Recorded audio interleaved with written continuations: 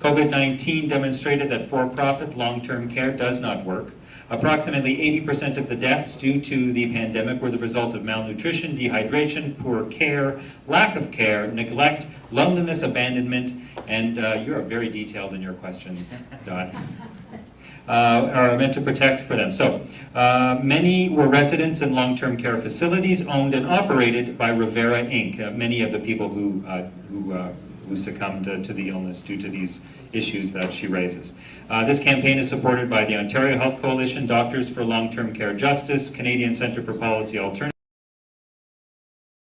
including Public Service Alliance Canada. So, the question to all the candidates, and I will hold the mic and go down the line since you would like a one-word answer from all of you, is, do you support the proposal to transfer the ownership of Revera Inc.'s long-term care homes into public hands? And I'll start on my left and work my way right. So, do you support making that public, Mr. Saray?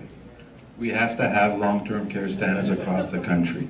So it's private and public need to work together to make sure we have it.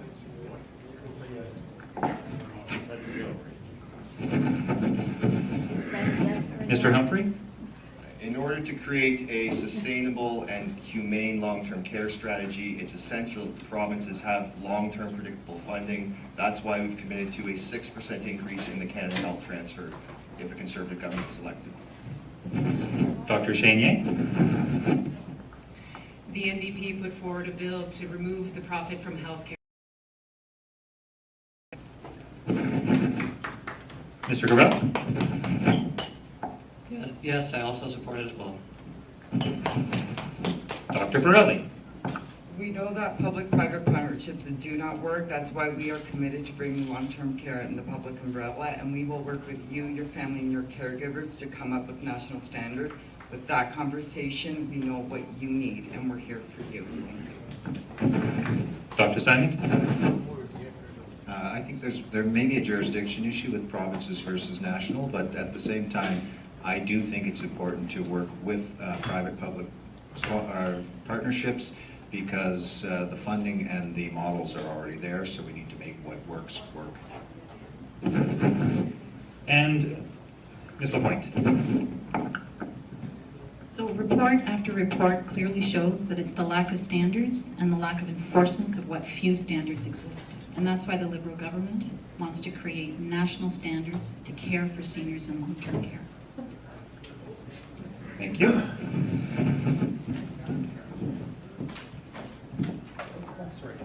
Thank you. Okay, question 2. I assume you want this to all the candidates as well? Yes, so just yes or no. Okay, and if we could just keep, for this question, if we could just keep the single word answer yes or no. I know it's hard for some of you to stay to a single word. Don't know I'd want to be married to any of you. So question 2, do you agree that for-profit ownership of long-term care facilities should be phased out as soon as possible and that all LTCs should be publicly owned and administered? And I will start with Sudbury this time. Yes or no, please?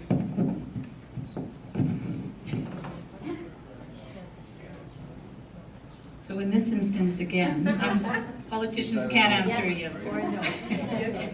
We can't give a yes or no answer. There's jurisdictional rights of provinces and territories. So the federal government would need to negotiate this and have deep discussions with provinces and territories.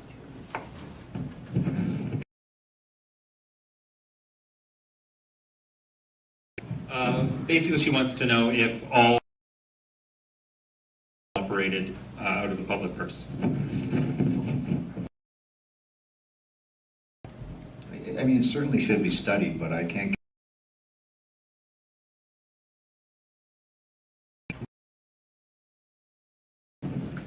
Dr. Brown. You can call me Nadia. I could. Short answer is yes. On the jurisdictional issue, let's grab a coffee and we'll have that discussion on federal-provincial relations and how we go about doing this. It's not much of a jurisdictional issue.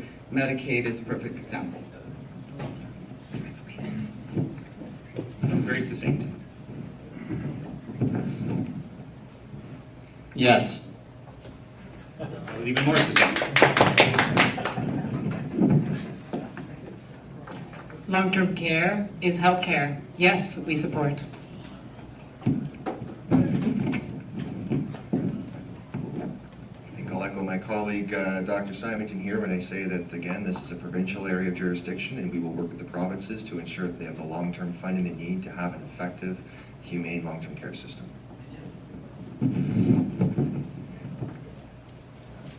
Yeah. Again, we have to work with the provinces to establish standards, and so the answer is no. Thank you, candidates.